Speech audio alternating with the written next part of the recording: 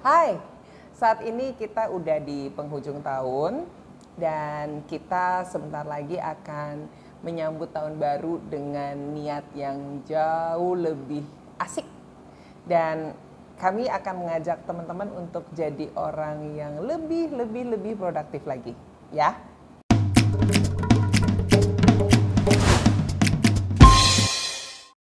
Kali ini kami akan berbagi tips dari salah satu produk Dunamis, yaitu Getting Things Done.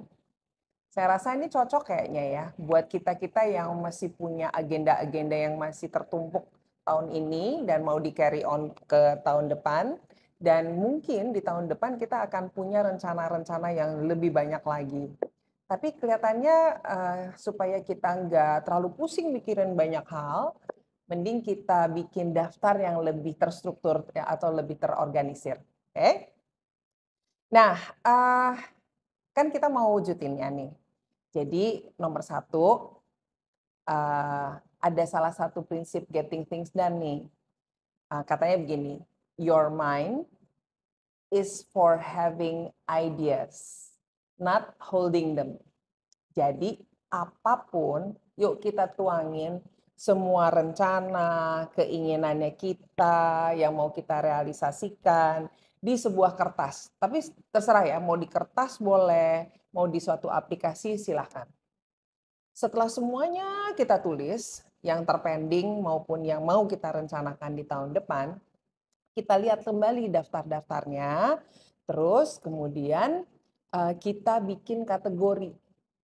Mana yang masuk ke pekerjaan, mana yang berkaitan dengan keluarga, mana yang mau kita masukkan ke new skills mungkin karena kita mau belajar atau mau apa segala macam, atau kita mau masukin ke hal-hal yang berkaitan dengan keuangan atau tujuan pribadi. Jadi teman-teman silahkan mau bikin kategorinya seperti apa ya.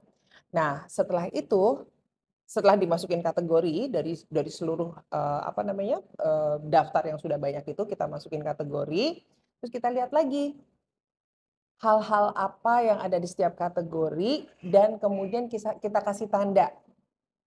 Dari semua daftar, mana yang sudah kita anggap udah selesai, kayaknya ini nggak perlu lagi dipikirin.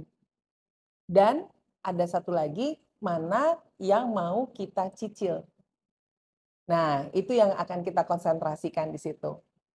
Jadi yang hal-hal yang masih perlu kita lanjutin, kita cicil, aktivitasnya kayak apa, itu dia yang akan kita jadikan konsentrasi atau fokus.